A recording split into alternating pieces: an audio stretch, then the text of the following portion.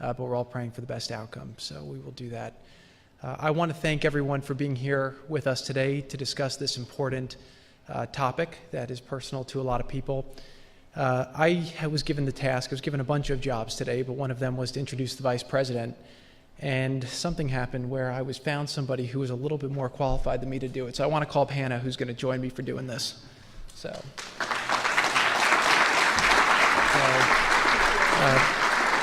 During the campaign, when I was able to spend a lot of time with the Vice President, this was one of the first issues that we spent a lot of time talking about, and what he's done in the state of Indiana really was remarkable and was a model for a lot of other states that are also doing great work. So I'm very pleased that the Vice President's going to join us today to discuss some of those issues, but I'm going to leave it to Hannah, who's the real star today. So.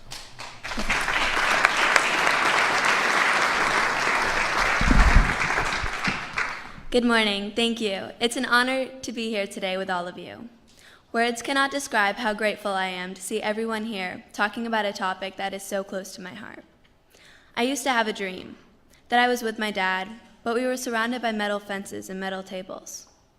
It wasn't until I was 9 that my mom told me that my dad had gone to prison and that it wasn't a dream, it was a childhood memory.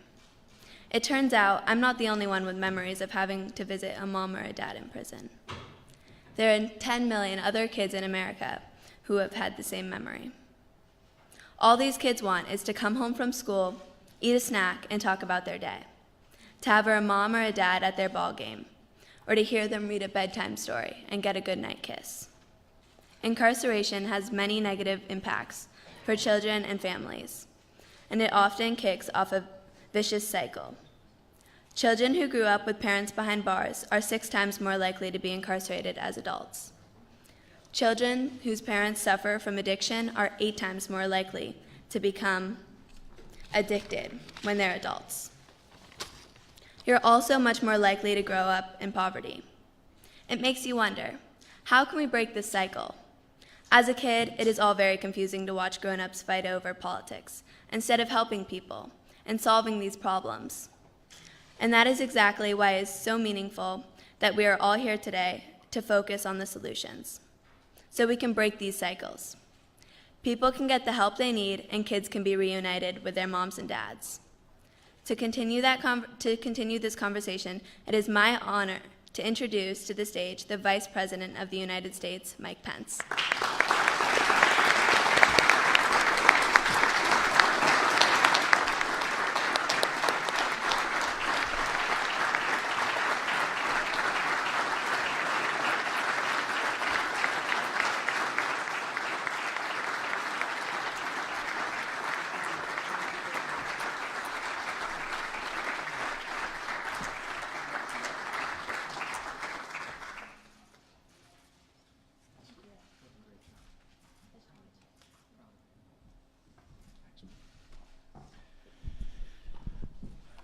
Well, thank you, Hannah, for that amazing, amazing introduction, and for your courage and your bravery, and for being such an extraordinary voice for positive change in America. We're proud of you. We really are.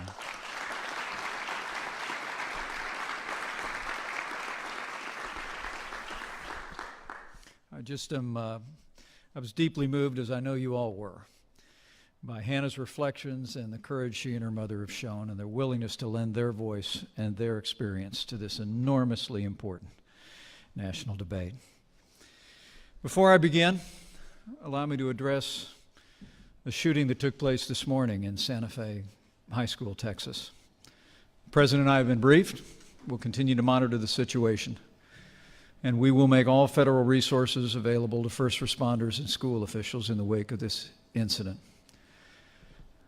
But we say to the students, the families, the teachers of Santa Fe High School, and all of those affected in the entire community, we're with you.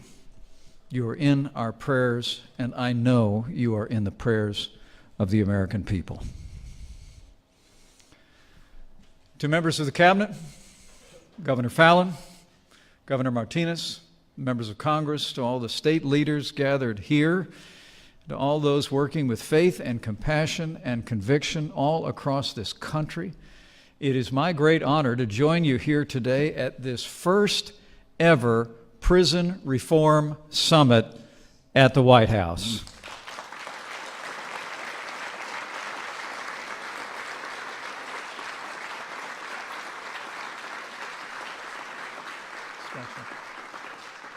And let me take a moment specifically also to thank Jared Kushner for all you've done to advance this issue in this administration and across the country.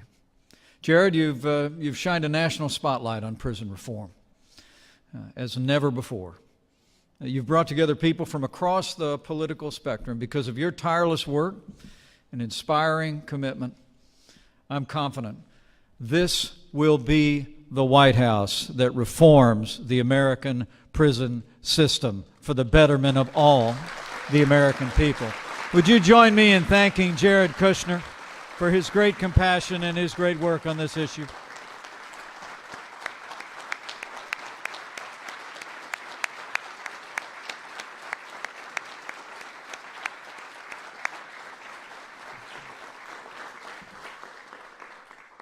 As you'll hear from President Trump in just a few minutes, prison reform is a national priority for the Trump administration.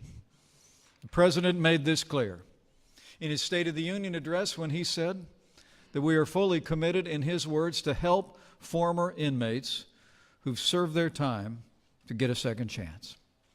During this National Police Week and every week, we will always stand with the men and women of law enforcement as they work to keep our streets and cities safe. But we also stand for the principle that once you've served your time and paid your debt to society, you deserve a chance to make a difference in your life and in the life of this nation. Sure.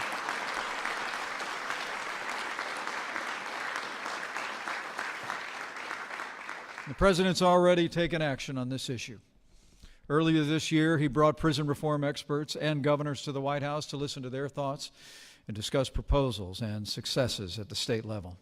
In March, the President signed an executive order, as all of you know, to establish the Federal Interagency Council on Crime Prevention and Improving Reentry, which brings together leaders in our cabinet across the administration to craft recommendations for prison reform.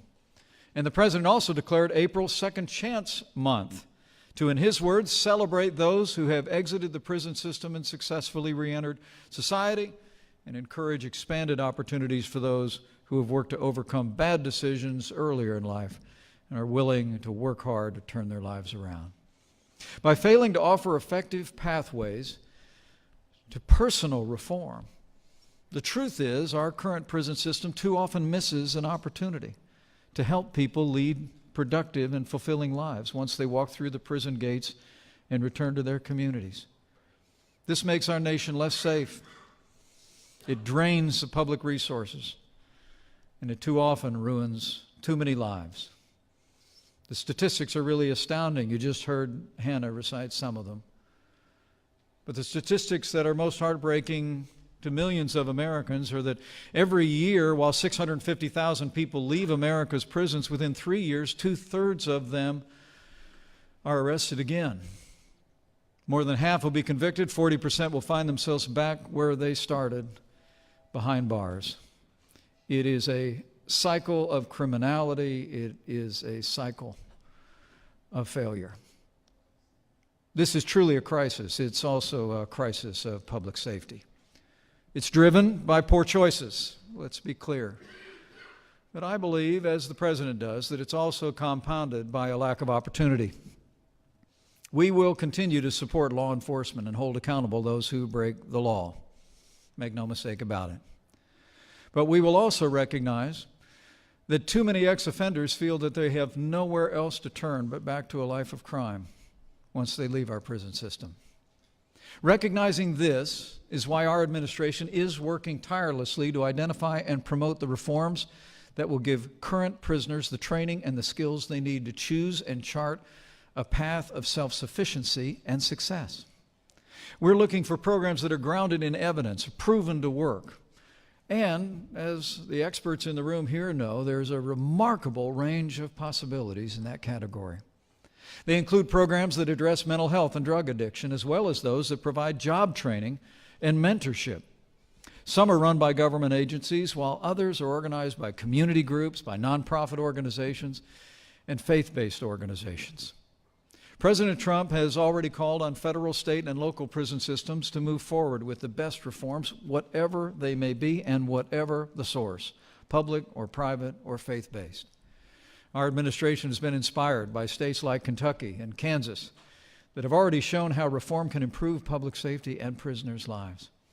And we'll continue to work with leaders in both political parties in the Congress, the House, and the Senate to advance prison reforms that will make our country safer by offering better choices to those behind bars and to former offenders. As I close, and Jared reflected on this a moment ago, let me just say that prison reform matters deeply to millions of Americans, and even in my little family and my life experience, I've seen the impact that prison reform can have. It's about public safety, first and foremost. It's about stopping repeat offenders and getting crime off our streets. It's about fiscal responsibility and saving taxpayer dollars that are currently spent on a prison system that costs too much and delivers too little. But above all else, as I've seen firsthand, prison reform is about changing lives and changing communities, about people who made mistakes, who atoned for them, learned from them, who got a second chance and a shot at a better life. A few years ago, when I was governor of Indiana, I saw the difference prison reform can make. It was at a Branchville Correctional Facility in southern Indiana, where, as we speak, a majority of the inmates at Branchville Correctional participate in either faith-based or character-based programs every single day, and it's making a difference in their lives. Working with local churches, I witnessed the extraordinary impact that these ministries were having in the lives of these offenders.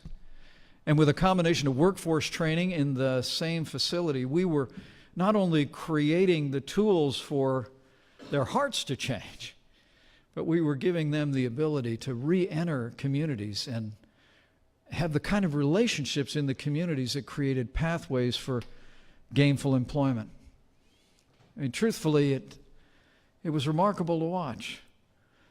The symmetry, the relationships that would be built through these programs, through volunteers coming alongside offenders, pouring themselves into the lives of these offenders, building relationships. And as the offenders developed new skills and new abilities, then they would leave the Branchville Correctional Facility, re-enter the community, oftentimes Evansville, Indiana, and it was those very relationships that would open doors for gainful employment and a fresh start in life.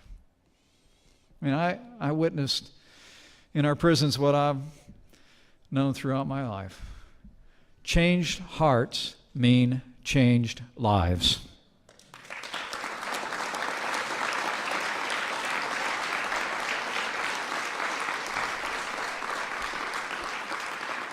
I also saw the impact of faith and mentorship at the Plainfield Correctional Facility, where we established a first-time offender program in the state of Indiana. Many of the mentors and volunteers in that program were ex-offenders who had turned over a new leaf after they have put their faith in God. They're now answering the call to ministry to men and women caught up in a life of crime, oftentimes in the very same facility where they spent time. You know, these changed lives inspire the nation. But these programs are making a difference in the lives of individuals and in communities every single day. The truth is, these programs are making America safer by opening doors to second chances to tens of thousands of those who made wrong choices earlier in life. And I can assure you, we are determined in this administration with President Trump's leadership to seek ways to expand these opportunities to more offenders to the benefit of the nation. That's what President Trump and our entire administration are committed to do, and I hope today's summit gives evidence to that. With all of your help, with the continued creative leadership of the great governors who are gathered here today and other state officials, with the extraordinary compassion and faith and innovation of those of you who've poured yourselves into the lives of offenders across this country and facilities across this country, with bipartisan support in the Congress and with the strong leadership of President Donald Trump. I know we will open pathways to second chances for more Americans, and we will make America safer than ever before. Thank you for the opportunity to address you today. Thank you for your involvement in this vital issue in the life of the nation. God bless you all.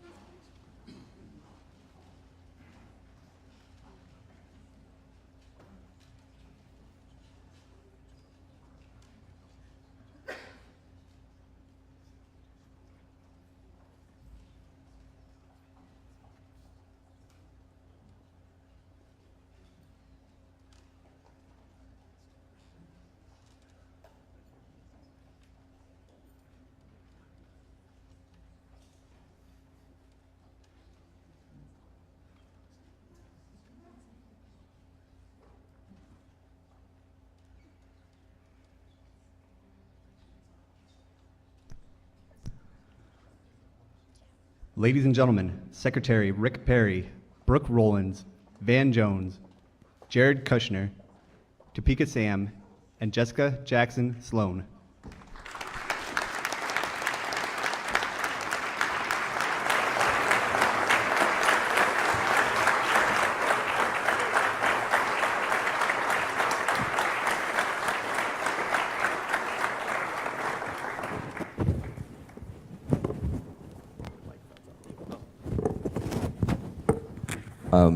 It's an honor to be here. I want to say a couple things right up front. I am not here in my role as a journalist. If I were a journalist, I have to ask a whole bunch of questions about a whole bunch of topics. I'm here as a father of 2 little boys that are going to have to grow up in this country.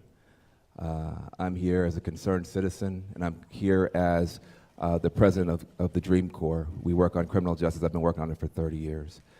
We have a short period of time to talk, and we have some of the best brains in the country to talk about one of the most important issues, which is prison reform. I want to start with you, Jared. You have stepped out on this issue in a way that has been surprising, inspirational. What are you doing, and why are you doing it? So thank you, Van. And first of all, thank you for being here and for all of your advocacy and leadership on this issue. It's been great working together on it, and without your help, we wouldn't have been able to make the progress that we have, so thank you. I also want to thank a lot of the people in this room who really have been some of the great advocates for the work from around the country. I really am inspired by all of the work that you do, and you are making big difference for a lot of people, a lot of families, as Hannah so eloquently laid out earlier. And what I'm finding is that you've given a lot of hope to the people who say that we can't change the recidivism rates, we can't change this. I see in all of your programs and all the work you do that we really can make a big difference, and we are committed to doing it. So thank you to all of you today. To Van's question, and I will be quick because I know we have a short time, this was not an issue that was part of the campaign. And one of the reasons that I was excited about this president was I saw that he had the potential to be a president for all Americans, and because he didn't come from a traditional governing or government background, I saw the president as somebody who would take on all different issues that would impact all different people. This is an issue that I had personal experience with, so I spent some time thinking about, well, from the White House, what can be done? And so we started doing the way that we would look at problems in business. We said, okay, let's assess the problem, let's come up with a plan to try to drive solutions, and then let's come to a vigorous execution phase. What I found is that there's a lot of people in this government who are very, very passionate about this issue and really want to drive change, and I think we've started doing that, and I think we have a lot more effort that's going to be able to come. One of the things we had to do, though, is take it to the president. Obviously, this has to be the president's initiative, or else we wouldn't be able to be working on it here. And so we gathered a bunch of experts to meet with the president and explain to him, the situation with 650,000 people leaving prison every year, how a lot of these people will become future criminals with victims, and often how the people leaving prison are more disadvantaged than when they got into prison, and it makes them more likely to commit future offenses than it is for them to have opportunities and to live a second chance once they've paid their debt to society. The president's response was really remarkable. He looked at it. One of the people in the room said to the president, they said, well, you campaigned that you were going to work for the forgotten men and women of this country, and there's nobody more forgotten or underrepresented than the people in prison. And I could see right then the president said, that's right, we got to do something about this. And since then, he's been all in to push this initiative and has really empowered his team and led his team to try and drive solutions. So we've been working in the federal level.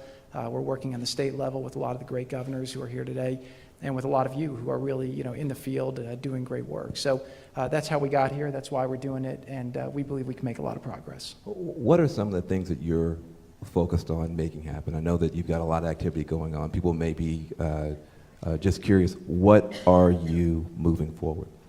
Sure. So the first thing we're doing is we're focused on the people. We're saying, how do we take as many people in this country who, for whatever reason, they've committed crimes or they're in prison, and how do we help them have the best chance of living a productive life after? So the first thing we did is we spoke to a lot of the people. A lot of the people are in this room today.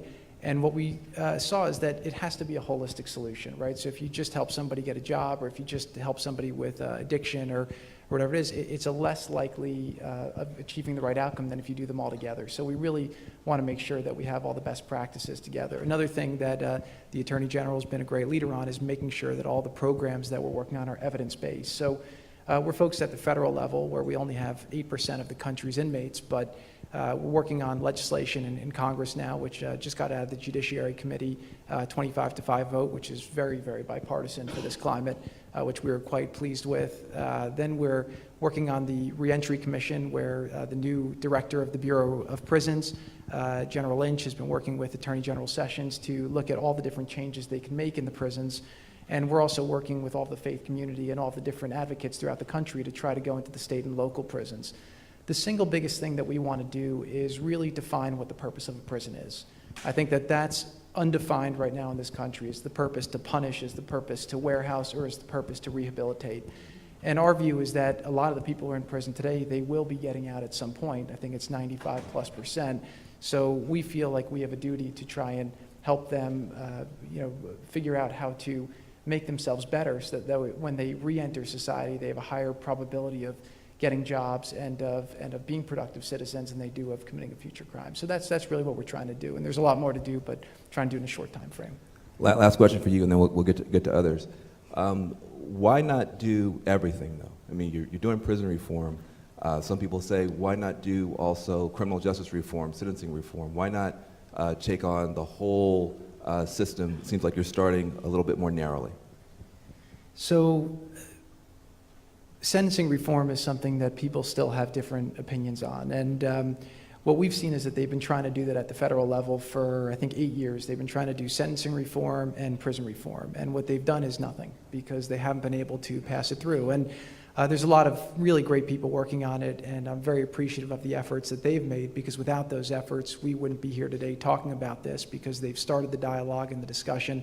And one of the great things about our democracy and the way the system works is that you have to keep debating, and then when you can finally build consensus, that's when these things are supposed to become laws. And people say the system's broken. From the time that I've been here, I actually think the system works very well, because you have to stick with it and win the argument and figure out how to build the coalition and consensus if you really want to change the laws of the land. And that's why we have the best system in the world in America's democracy. So what I assessed just from coming into this, having not been in politics before, I looked at everything maybe with a clean slate, and my observation was that the reason why this thing was stuck was because of the sentencing reform. So we, as an administration, said, let's focus on the prison reform. If we can start showing that we can make the prisons more purposeful and more effective at lowering the recidivism rate over time, then that may help the people who are trying to make the argument for the sentencing reform and make it something that over time has the ability to go. So right now, I think that issue is still one that needs more debate, but there's very strong arguments on both sides and a lot of good arguments that people make. But right now, I think there's a big consensus around the fact that we need to reform our prisons, and if we get that done today, it will start helping people and their families today, and that's very important for us to do. So, we're not here to debate, we're here to do, and if we are able to move this forward, we will be doing things that will make our communities safer and that will impact a lot of people's lives and help their families and their communities. Wonderful. Well, thank you very much. I want to go to you. Topeka Sam is here. You've been a tremendous advocate for women behind bars.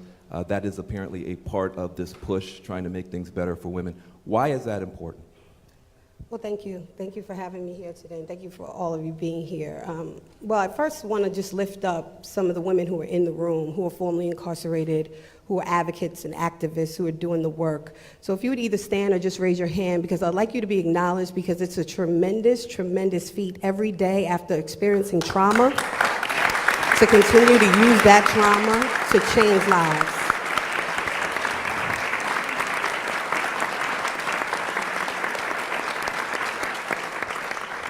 Thank you. And see, we all have experienced incarceration. Myself being incarcerated in federal prison for 3 years, I went in with privilege as an educated woman, a woman of color who had 2 parents, who were franchise business owners, who went to college, and who made choices. And when I made those choices, I landed up with a conspiracy drug charge in federal prison. And when I did, what I saw was what happened to all the women that were impacted, not only by the systems that I even contributed to, but systems that people were put into based on poverty and race. And when we look at how we want to really change the system, we really need to start thinking about the people that are most impacted or directly affected. And those are people who are experiencing poverty in our country. Now, there are 80% of women who are incarcerated presently who are mothers. 86% of women have experienced sexual trauma, violence, or abuse, and that's just the ones that are actually reported, because everyone doesn't tell and share their stories, right? And then we think about the fact that there is 2.2 million people incarcerated, 4.6 million people who are on pretrial probation or federal supervision, and 70 million people in this country that presently have a criminal conviction. That's 1 in 3 adults. Which means that it's not only the women who stood up and myself who have a criminal conviction or have been impacted by the system, there's a lot more people in this room. And so I think that it's important for all of us to look at what we've been doing in this country. Look at what's happening to our women and our mothers. Look at the things that happened for decades to come. And, we don't care about whether or not, it's bipartisan, it's red and blue, it's black or white. Our people just want to be free. Well, what happens to women in prison?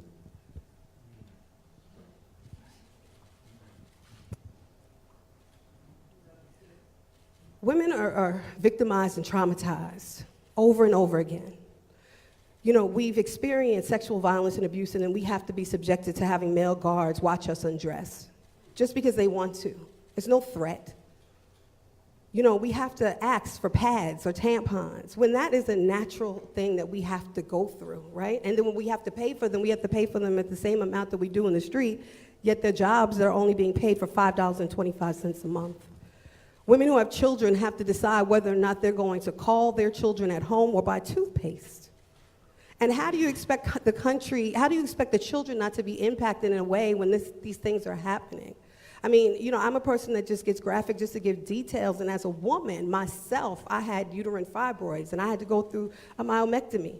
And the fact that I had to quantify my cycle, which meant that I had to give a paper bag of soiled pads to a male guard, in order for him to see that I was actually using them so that he would issue more.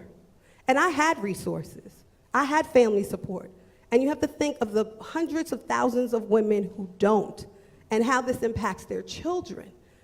And though, yes, when you think about public safety and you think about these things, you have to think about this is safety for everyone, every single person. And there are women who will die in prison, women like Alice Johnson, who will die in prison if she doesn't receive clemency. First-time nonviolent offenders. have heard your story many times, and I think you'd have to have a heart of stone not to be moved, and I appreciate your great work. And give her applause for her courage in trying to bring this forward.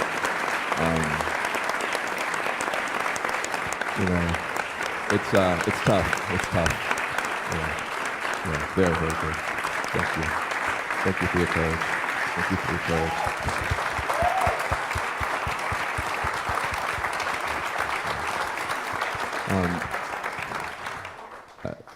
Jessica Jackson has said about this issue that it's a one-to-one conversion. When people hear some of the things that are happening with women behind bars, some of the stuff we could fix tomorrow, and we should, so I appreciate that. I don't know whether to call you secretary, governor, or sir, but most people don't think this is a fixable problem. Rick Perry, is this a fixable problem based on your experience in Texas? Yeah, absolutely. And Van, thank you for being here. This isn't a Democrat or a Republican issue. This is truly a bipartisan issue. And Jared, I want to say to you and to Ivanka, thank you both for taking this on, because this may be the issue of our generation. And we're seeing places across the country. And I'm going to take it a little step further. And I think you were absolutely correct in picking that narrow victory and that narrow place to focus, so that we could put the marker in the ground with a victory, and it was a resounding one. But what I think is the next obvious step, and it's the one that I share with the president, this is real conservatism, and that is criminal justice reform. And that is being able to clearly make sure that people like you never get there, Topeka. I mean, that's the real victory. Yeah, you made some poor choices. You made a bad choice somewhere in your life, just like all of us have made. But what we were doing in the state of Texas, we were putting young people in prison for really long periods of time. Mary, you and Susanna, our neighboring states, and you all know what we were doing in the state of Texas. And it was a national issue. It started here in the White House back in the early 90s with the mandatory sentencing and the things that, by God, we're going to be hard on crime. And we were. But the result was that we were ruining a lot of lives. Lives that we didn't have to ruin. And I had a Democrat district judge come to me in the early 2000s and said, hey, Perry, how about this? And talk to me about drug courts. And we passed that in the mid-2000s. Then we had prostitution courts, and we had veterans courts, and we made a real difference. And here was the result, Van. By 2013, in a relatively short period of time, like 6-7 years, we had shut down 2 prisons and saved $3 billion in the state of Texas. But Secretary Wilkie, here's the more important thing. The lives that were saved. The lives of the people like Topeka that never went, because we gave those judges the alternatives to sending them to prison with drug rehab programs, with shock probation, with other alternatives. That's real conservatism. That's what we're about in this country. And we can do this at the federal level. States can get out there, and I know, Mary, you're looking at those kind of programs, and Susanna, you over in New Mexico, governors across the country. This is our moment as a country to send a powerful message to the least being able to help themselves in this country. And I want to finish up with this. When this all started back in the early 2000s, General, I had no idea I was going to be indicted.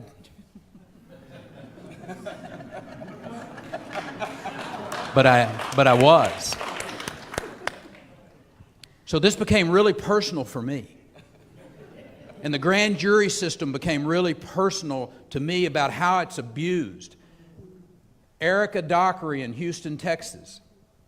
People like her who basically were threatened with their children being taken away unless they didn't change their testimony, in her case against her boyfriend.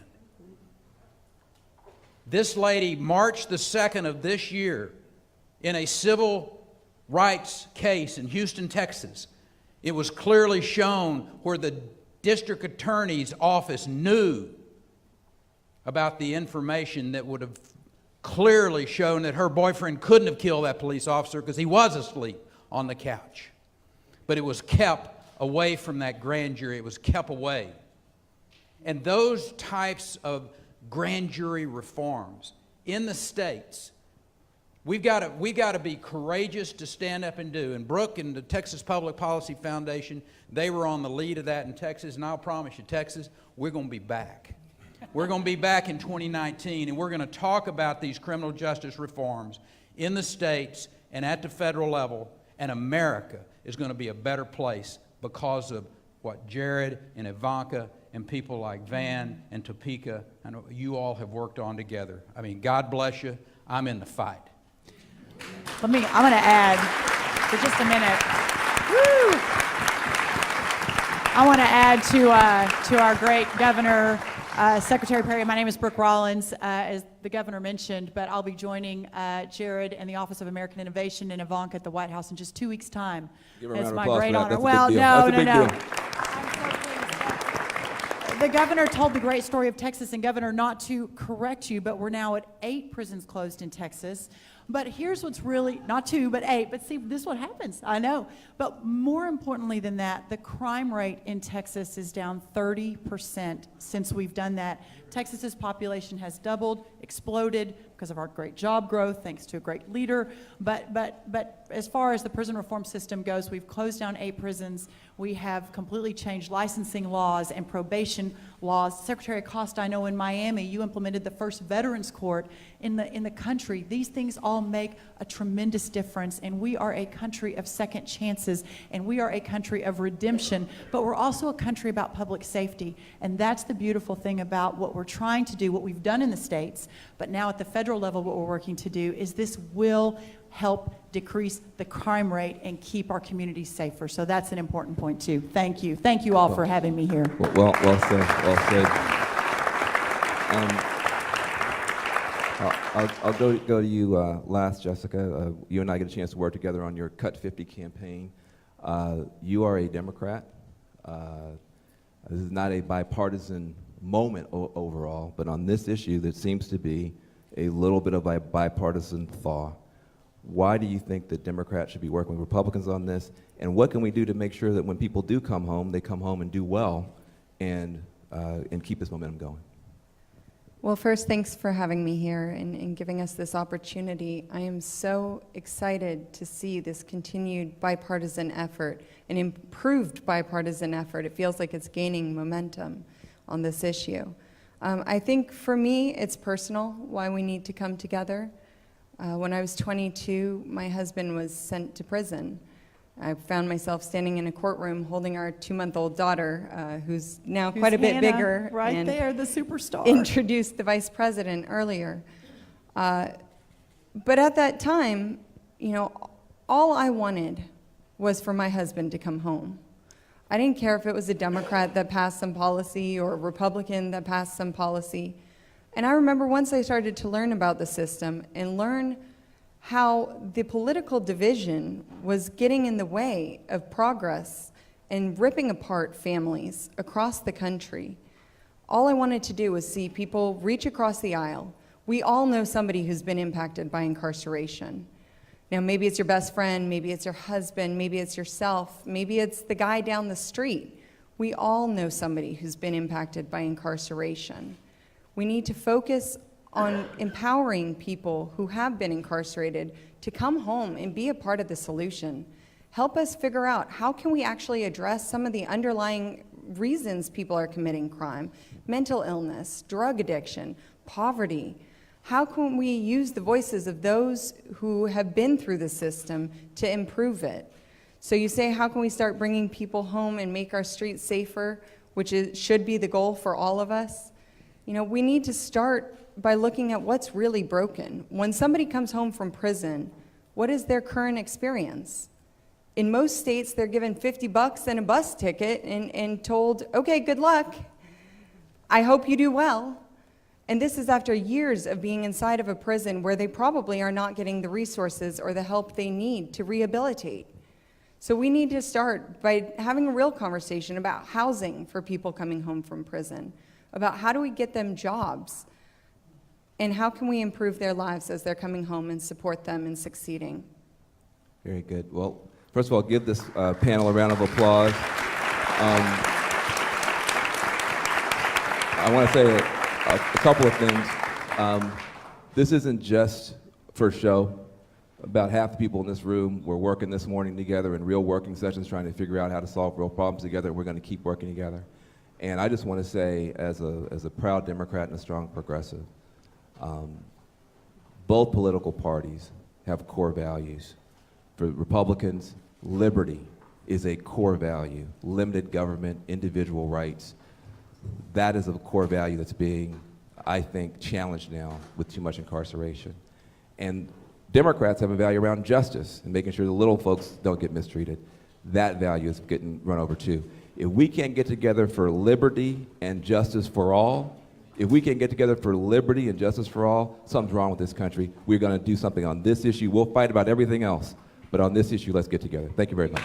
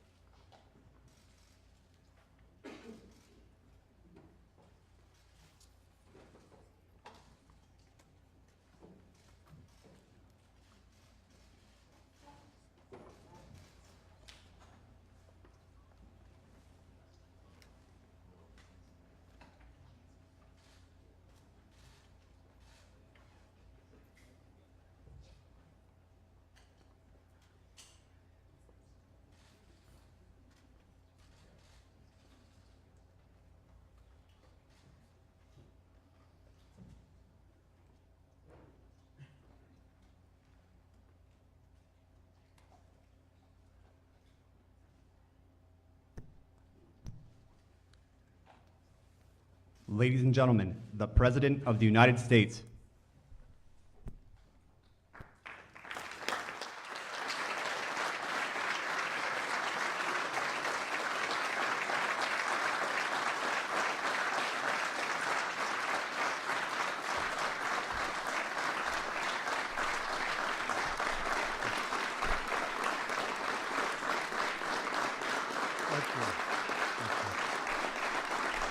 Thank you.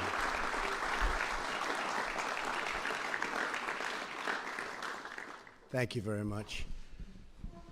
Unfortunately, I have to begin by expressing our sadness and heartbreak over the deadly shooting at Santa Fe High School in Texas just took place moments ago. We're closely monitoring the situation, and federal authorities are coordinating with local officials. This has been going on too long in our country, too many years, too many decades now. We grieve for the terrible loss of life and send our support and love to everyone affected by this absolutely horrific attack.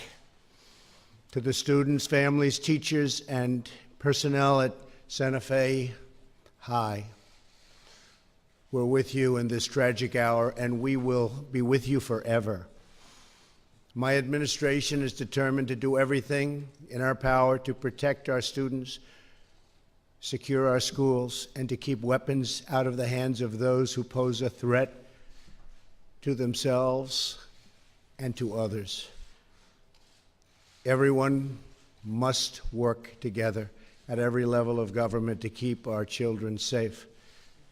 May God heal the injured, and may God comfort the wounded, and may God be with the victims and with the victims' families. Very sad day. Very, very sad.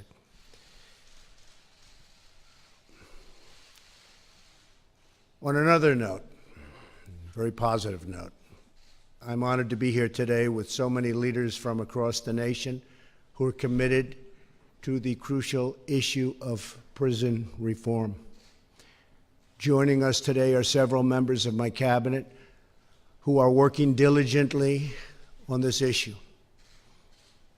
Attorney General Sessions, Secretary Zinke, Secretary Acosta, Secretary Perry,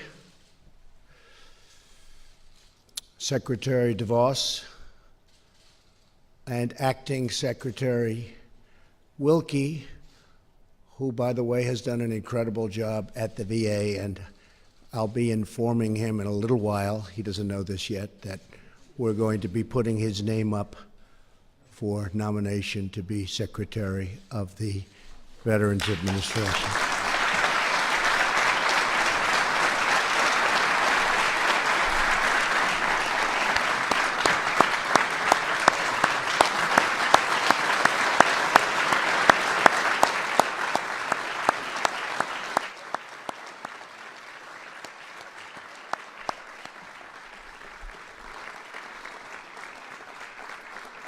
Fantastic. I'm sorry that I ruined the surprise. I'll see you anyway. We're very close to getting choice approved. And we had just approved VA accountability, which for almost 40 years they could not get approved. And now, as you know, we just had, the House just passed choice, and it's the finer level of choice. We had different levels of choice. Good, bad, okay, and really good, and I think this falls into the really good category. It's going to be a little more expensive, but that's okay. So important.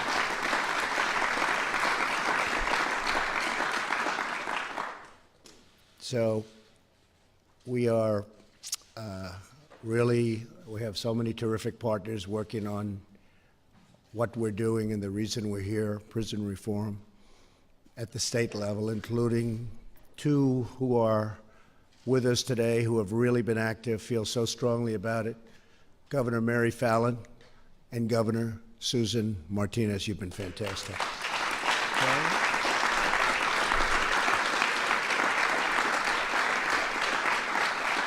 Thank you. I also want to thank Van Jones, primarily because he constantly says such nice things about me. He did. Every once in a while, right? Every once in a while, he did. He actually has on occasion. Not too often, but I'll tell you what, though, it does feel good. And I also want to thank I have to say, Jared Kushner, who has worked so hard on this issue. Really has. Thank you. We're proud of you. We're proud of you. Prison reform is an issue that unites people from across the political spectrum. It's an amazing thing. Our whole nation benefits if former inmates are able to re-enter society as productive, law-abiding citizens. Every year, over 620,000 inmates, primarily from state prisons, are released after completing their sentences. For many, really, life outside of the prison is a tremendous struggle. I see it. To find a job, to stay off drugs, to avoid old habits that lead them back to a life of crime, back to prison. Unfortunately, more than 1/3 of former federal prison inmates and more than 3/4 of state prisoners will be rearrested again within 5 years. Nobody wins when former prisoners fail to adjust to life outside, or worse, end up back behind bars. We want former inmates to find a path to success so they can support their families and support their communities. Crucial to this effort is helping former prisoners find jobs. As many as 3 in 4 individuals released from prison have difficulty finding work. It is not merely a waste of money, but a waste of human capital. Some incredible people to put former inmates on public assistance instead of placing them into a steady job where they can pay taxes, contribute to their country, gain dignity and pride that comes with a career, love waking up in the morning and going to a job, making a lot more money than anything they can do, just really enjoying their life. When we talk about our national program to hire American, this must include helping millions of former inmates get back into the workforce as gainfully employed citizens.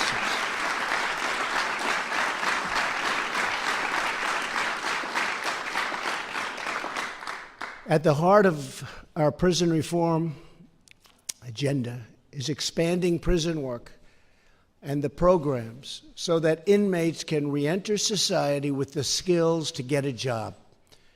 We also want more mental health services so released inmates can cope with the challenges of life on the outside. And some of those challenges are not easy. We're developing more effective drug treatment so that former prisoners can remain drug-free.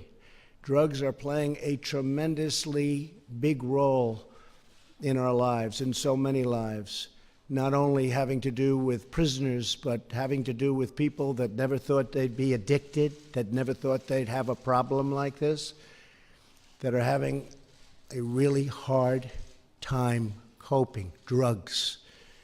We're doing a big, big job on drugs. It is a scourge in this country.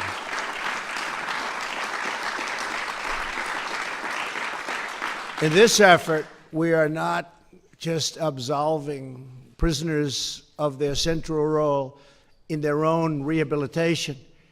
There is no substitute for personal accountability, and there is no tolerance for those who take advantage of society's generosity to prey upon the innocent. However, if we want more prisoners to take charge of their own lives, then we should work to give them the tools to stand on their own 2 feet. They're going to love it. They're going to be great at it. By the way, I have a friend. He hired 3 people. They were prisoners, pretty hard-line people. I can tell you, 2 of the 3, he said, are unbelievably outstanding. It's been 4 or 5 years now. 1, he said, is good, but that's life, right? That's life. Some are okay. He's okay, not the greatest. But he said 2 are superstars. They would have never gotten the chance. And one of the things that we are doing is we have created a great economy. The economy is doing fantastically well, even better than you think in the stock market. And the stock market's only being held back a little bit for one reason, although it's up almost 40% since Election Day. But they're waiting to see the trade deals, and I can tell you, they're going to be great trade deals. It's going to be great for our country. Our country has been ripped off long enough, and we are making great deals. We're meeting with China today, right after this. We're going to another meeting with China.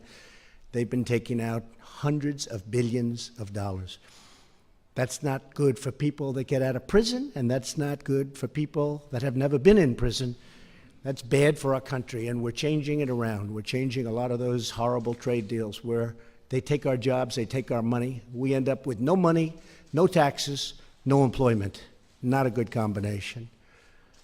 So the greatest thing we can do, the greatest thing I can do, aside from our programs that they're working so hard on, is create a good work environment where it's hard to get people, because then you take people that come out, you give them a chance, and then, like my friend said, they turn out to be outstanding. Jobs are so important. A great economy is so important, and that's what we have, so it makes your job that much easier. As we speak, legislation is working through Congress to reform our federal prisons.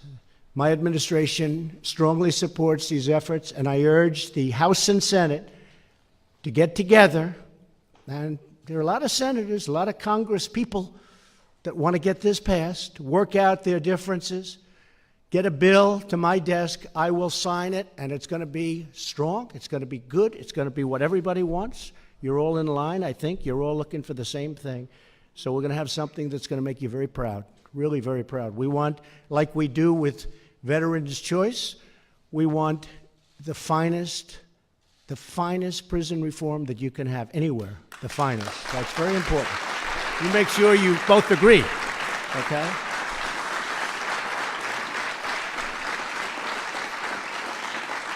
And Van, if we're going to go through the process, it's just as hard to go through the process and get a good bill as it is a bad bill.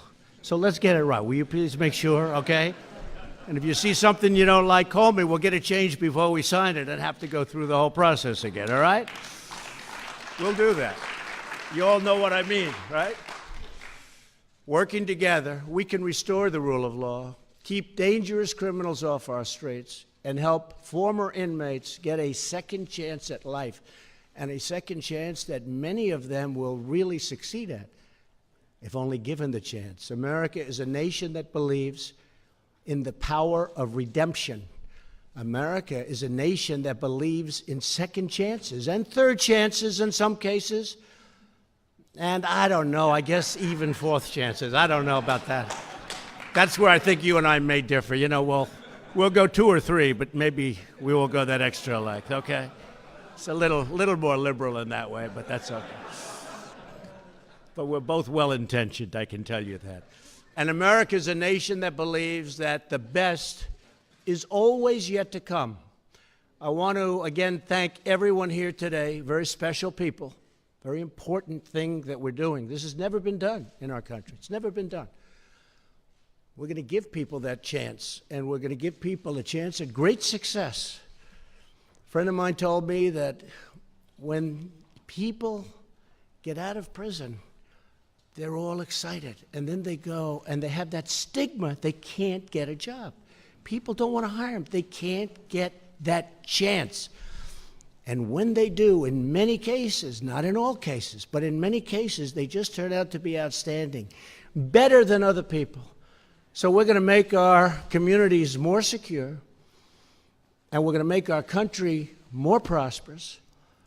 And together, we will make America safer and stronger and greater than ever before. And I can tell you, as far as people getting out of prison, it's going to be far, far, far greater than ever before. You're going to get that chance. You're going to really make everyone proud, and you're going to be proud of yourself. So it's an honor to be with you. I want to thank everybody for working so hard on this.